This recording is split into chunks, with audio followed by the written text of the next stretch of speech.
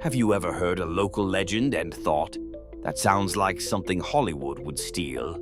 In Rhode Island, there's a boogeyman story some people swear inspired A Nightmare on Elm Street. A tale that sounds like a campfire myth until you realize how specific it is. They call him Fingernail Freddy, and the legend starts like a tragedy, then turns into revenge. Freddy, the story goes, wasn't some monster at first. He was a normal family man living in a modest home with his wife and children. He wasn't a killer. He wasn't hiding in shadows. He was just a man. Until one day the neighborhood kids did something cruel. For reasons that change depending on who's telling it. Anger, bullying, a prank that got out of control, the children set fire to Freddy's house. The flames spread fast. The home became an inferno. And Freddy's family, his wife, his children died inside. Freddy survived, but not cleanly. The legend says he was badly burned and disfigured, his skin ruined, his face changed, his body scarred so deeply that he couldn't return to the life he had. Grief broke him. The loss hollowed him out until the man he used to be didn't exist anymore. He fled into the woods. And that's where the story becomes something else. Alone, living feral, half-mad with grief and rage, Freddy stopped cutting his nails. Days became weeks. Weeks became years. His nails grew long, thick, jagged like claws. In the retelling, they aren't just long. They're unnatural, wild, sharp enough to carve wood. And as the legend goes, that's when Freddy stopped being a victim and became a warning.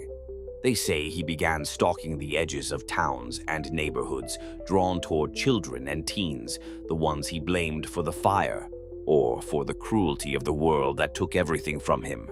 Sometimes he's described as a shape in the trees, sometimes as a man who moves too quietly for how damaged he should be. And sometimes the legend gives you the detail people remember most: the sound. A slow scraping noise like fingernails dragged across a surface, across bark, across a window, across a bedroom wall, a sound that makes your teeth itch.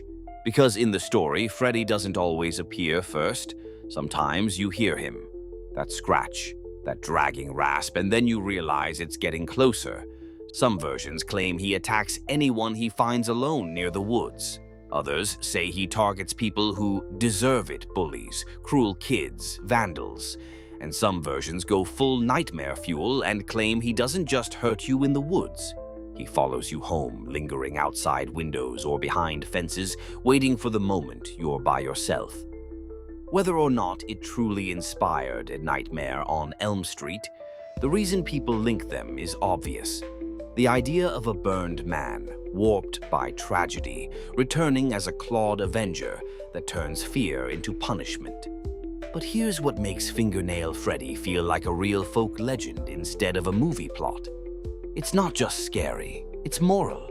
It's a story told to kids as a warning about cruelty, about what happens when you treat another person's life like a joke, when you push a prank too far, when you decide someone else's suffering doesn't matter.